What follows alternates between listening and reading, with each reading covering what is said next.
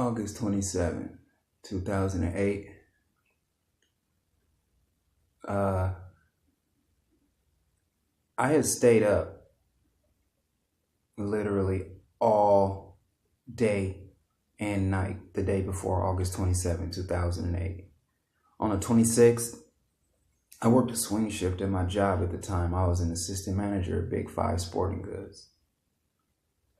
I worked from 2 to 10 that night. I got off at 10 o'clock that night. I drove from Napa, California, where I was working at, all the way out to the Bay Area, past Vallejo, where I lived, all the way out to, I believe, Richmond. Deal with some chick I was messing with at the time. Got out there maybe close to 11-ish, a little after 11. Stayed up doing the things that grown-ups do. Ended up having to leave there at about 3 o'clock because I got a last minute call and my schedule for the next day, the 27th, had been changed. The first assistant manager of the store hurt herself and called off. It was a Thursday, and every Thursday we do our delivery, receive requisition trucks, our material trucks. So I get that call maybe 2:45 in the morning. I'm still up having a wild time in Richmond because I'm thinking the next day I'm not going to have to go in until the closing shift. So when I get that call, I accept it. I'll be there for the material unload and receiving requisition truck that we have to do. It gets there at 4 a.m. Mind you, I get that call at about 2 something. I got to leave from Richmond at 3 something after being up and working all day from 2 to 10 and then rocking with this female all night. Still no sleep. So hop on the freeway all the way back from Richmond and Napa. Bam. Get there on time, 4 o'clock. Unload the truck. I got my co-workers with me. And it was just something about this day that I knew just from, I know now looking back that it wasn't, something was in the works. So I get to work, and one of the employees that I'm working with, she hurts herself on a piece of equipment that had been faulty. Another guy that I had been working with, like I said, I'm the manager at the time, so these are all my employees. But, I'm a friendly, personable guy. I treat my employees like my buddies, like my equals, really. I'm not the type of manager that's going to beat down, jump down your back, micromanage you, or treat you like you're necessarily a subordinate or less than. I'm the type of manager that's down there in the trenches with you, encouraging, working. I figure if you see me doing it, you see me having a good time, you see me doing it well, you're going to do the same. You're going to work for me just like I'm working for you. So I'm doing that, and it's another guy that I'm working with that just isn't quite picking up the slack and cutting it. And it's just some weird vibe about that whole day. So I send the young lady home who hurt herself. We finish up the truck, and it's an extremely physical shift. We're unloading a 45 foot trailer, some of that nature, full of everything that you could possibly think of that's in a retail sporting goods store. Everything from weights and weightlifting material to shoes to basketballs to basketball courts to just everything you could think of that's in a Big Five Sporting Goods if you've ever been in one. I know that they're really West Coast heavy. And it's an extremely physical shit. Up all day, up all night, long drives on the freeway. Stressing out a little bit. A girl had got hurt, another guy just wasn't quite working, just going through it throughout that day. Got in at 4 a.m., started unloading the truck. Typical shift on the truck unload goes from 4 a.m. to noon. I tell myself, I had a long day the day before. I had a long night the night before. I'll be off by noon. I'll drive home. I'll climb in my bed. I'll get some sleep. Everything will be fine.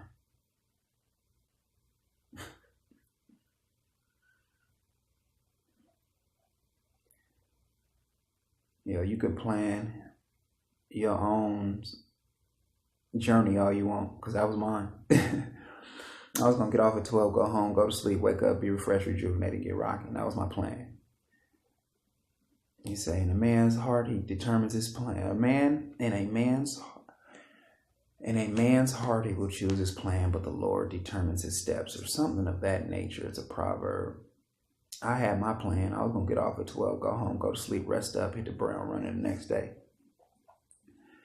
The Lord determined my steps. I got in my car and I started to drive home. 04 Pontiac Sunfire, electric blue, 2-seater. Thought I was the shit. I'm driving home from Napa down 29.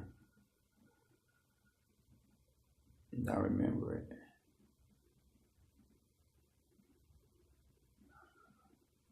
I got to a stoplight.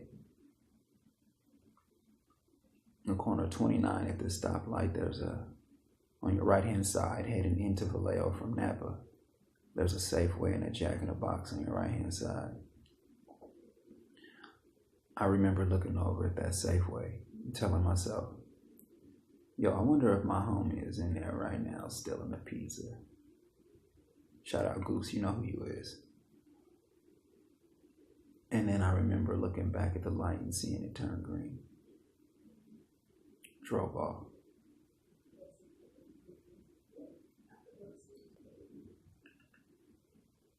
The very next thing that I remember is waking up with my airbag in my face, smoke everywhere, windshield cracked, motor damn near in my lap.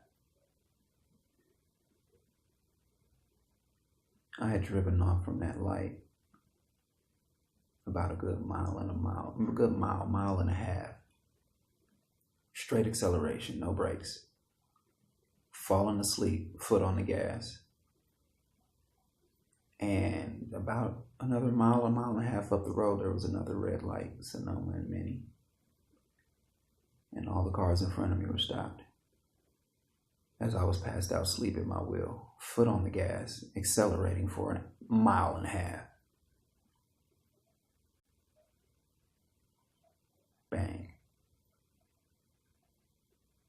At the back of a Honda Civic doing 60. They were at a dead stop. Thank God nobody was in that back seat.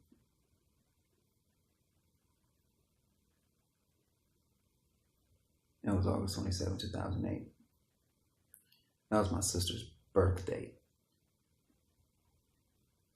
That was the day that God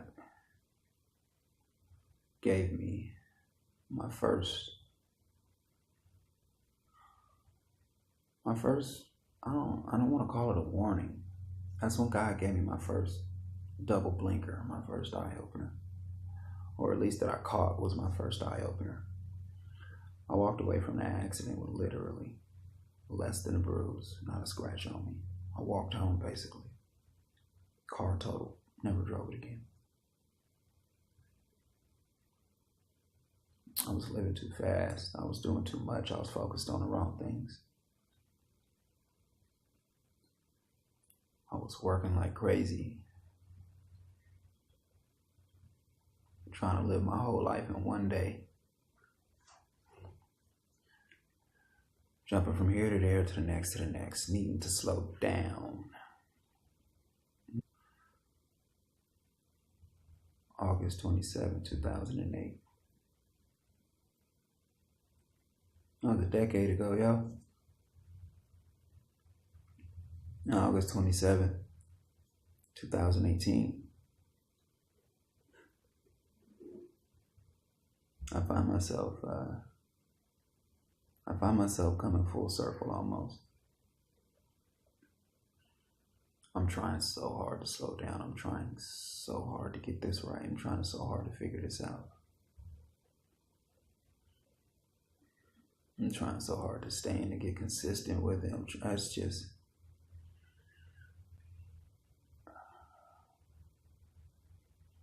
I'm definitely driving differently than I was 10 years ago.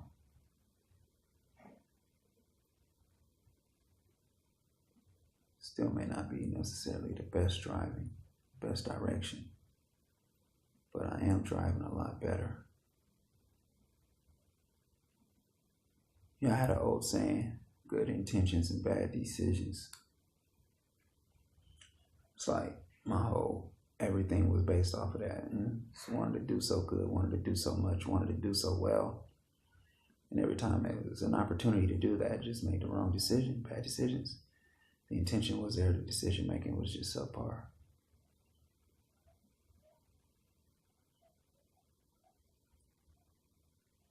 It's eye-opening. Oh man, he's talking to me again. I begged for this conversation though. I begged for it. I need it. I need it so bad. And he's talking. He's showing me. He's leading me. He's guiding me. I'm surrendering. That's what my mom said. Good advice. She ain't lied to me yet.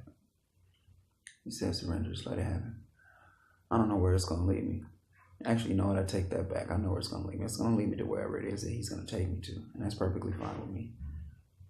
Only thing I need to know about the destination is that he has it planned.